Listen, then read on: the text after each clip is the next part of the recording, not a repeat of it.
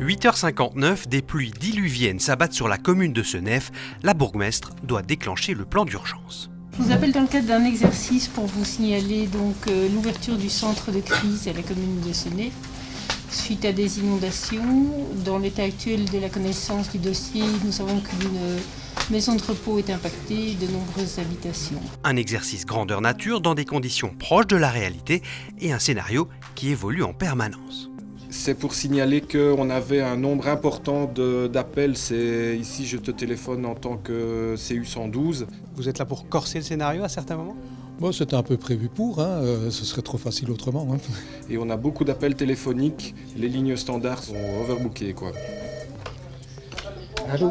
Notre rôle ici, il est double, à la fois d'injecter des informations au niveau du centre de crise de façon à tester leur réactivité.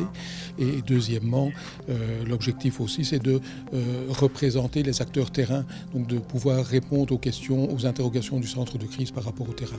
Autour du comité de coordination de la cellule de crise, des observateurs. Ils analysent les moindres faits et gestes. Regardez un petit peu ce que vous avez au tableau. Est-ce que vous avez une première vue de la situation ?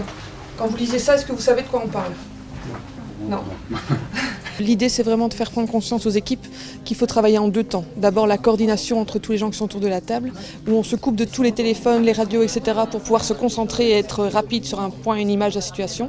On prend les décisions et puis après, les gens vont travailler chacun de leur côté et on revient se coordonner 10 minutes, un quart d'heure après.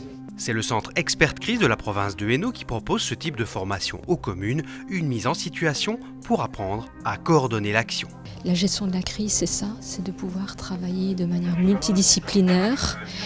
Et donc, effectivement, cette formation permet dans un premier temps le matin de réfléchir de façon multidisciplinaire et alors l'après-midi de coordonner cette crise à un niveau stratégique ensemble. Et dans quelques semaines, la commune recevra des recommandations, histoire d'être vraiment prête en cas de catastrophe.